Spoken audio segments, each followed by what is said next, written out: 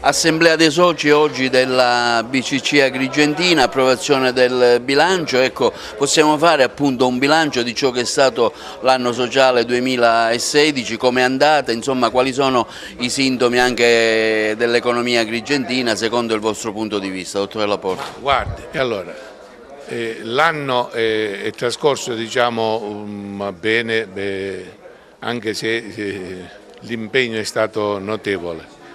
Speravamo anche di poter ottenere un risultato finale ancora maggiormente positivo, però le fluttuazioni che ci sono state negli ultimi mesi dell'anno a livello internazionale nella valutazione dei titoli per tutte le banche ha comportato problemi non facilmente gestibili. Noi l'abbiamo per fortuna superato, anche se potevamo ottenere un risultato anche migliore se non ci fossero state queste cose, che prevalentemente vennero successivamente alla elezione del Presidente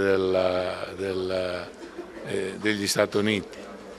E allora, detto questo, per quanto riguarda l'economia locale, quello che così notiamo è che con difficoltà vediamo che c'è una ripresa nell'economia.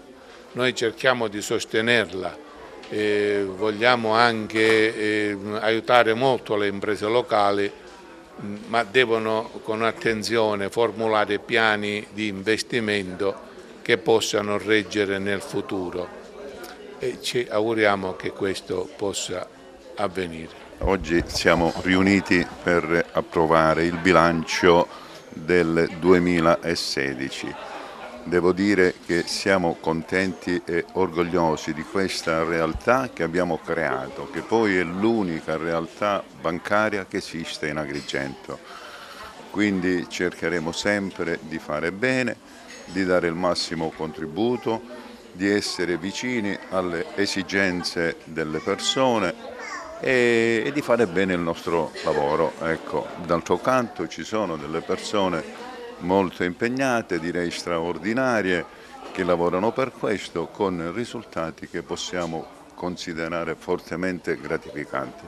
Come Presidente del Comitato Interno di Controllo, oggi come valuta la posizione della BCC?